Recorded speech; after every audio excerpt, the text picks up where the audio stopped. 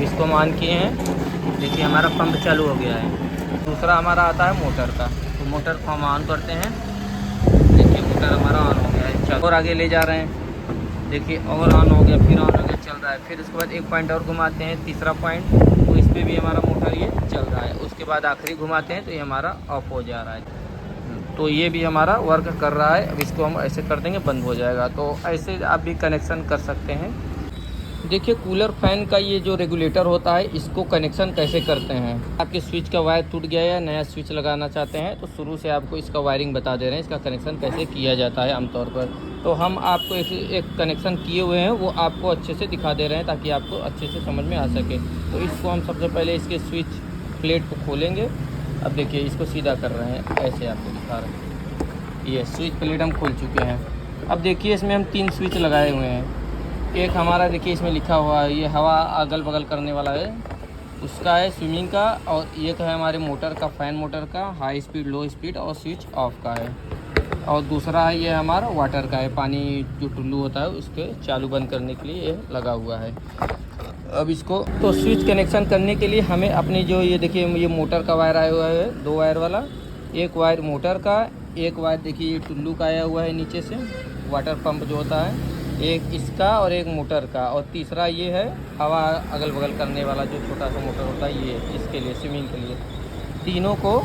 और एक जो मेन लाइन ये जो हमारा होता है, एक सभी तारों का जो 4 वायर है, एक एक वायर हम लोगों को एक आपस में जोड़कर इसको अच्छे से वायर टेप से कवर कर देना है। देखिए ये हम एक मोटर का और एक कूलर मोटर, स्विंग मोटर और जो वाटर पंप है उसका, और एक मेन वायर, तीनों को हम आपस में इसको वायर आपस में कवर करके एक कर देंगे। हमारे सभी जो अंदर से वायर आए हैं, एक एक वायर हम इसको कॉमन कर दिए हैं। अब हमारे सभी का एक एक वायर बचा है। देखिए ये हवा अगल बगल करने वाले का उसका एक वायर बचा है, एक वायर ये हमारे कूलर मोटर का बचा है, और एक वायर वाटर पंप का बचा है।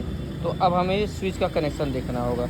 तो स्विच का कनेक्शन जो मेन लाइन हमारा आया हुआ है प्लग के लिए जो निकला हुआ है, हमें एक इसके देखिए स्विच में यल लिखा होगा लाइन वाला, तो इसमें हमें जो जितने भी स्विच तीनों वायर जो है लगे हुए हैं तीनों स्विच का, इसका जो यल लिखा है इसको हमें एक कर देना होगा। देखिए हम एक वायर के सहायता से तीनों यल को एक कर दिए हैं, और मेन लाइन का जो कनेक्शन है उस यल वाले में जोड़ देंगे ताकि तीनों स्विच में लाइट अच्छे से चला जाए।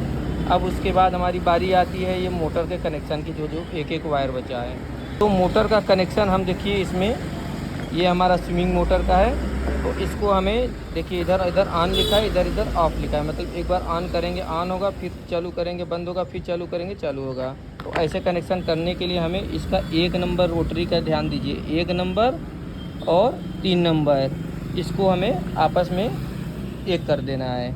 और उसके बाद इसमें से एक कनेक्शन 1 या 3 में से हमें एक किसी भी मोटर को दे देना है, चाहे स्विमिंग मोटर चाहे वाटर पंप को। तो हम स्विमिंग मोटर को दे दिए हैं एक वायर, ये हमारा एक कनेक्शन कंप्लीट हो गया इसकी। अब उसके बाद हमारे दूसरा मोटर की बारी आती है। तो मोटर को हमें क्या करना है, 1 नंबर 2 नंबर 3 नंबर तीनों को आपस में एक कर देना है।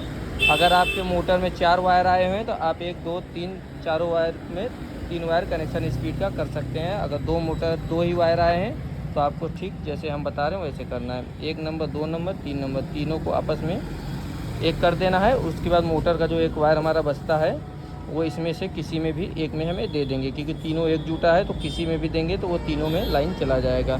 ये हो जाएगा हमारा स्पीड का। अब उसके बाद आती है वाटर पंप की। तो वाटर पंप में देखिए हमें 1 नंबर और 3 नंबर जैसे इसमें हम जोड़े थे, सेम वैसे 1 नंबर और 3 नंबर दोनों को एक कर देना है एक वायर की मदद से। और उसी में से एक वायर जो हमारा वाटर पंप का बचा है, देख सकते हैं आप, एक तो हम सब ज्वाइन किए हैं, दूसरा वाला जो बचा है वो 1 या 3 किसी में भी एक में आप इसको जोड़ देंगे। इसके बाद ये हमारा वाटर का कनेक्शन हो गया। और ऐसे ही आप इसको आसानी से, अब हम इसको चेक कर ले रहे हैं कि देखिए हमारा अच्छे से वर्क करता है या नहीं। तो हम इसको ऑन करके देखते हैं। ये देखिए हमारा ऑफ मोड पर है।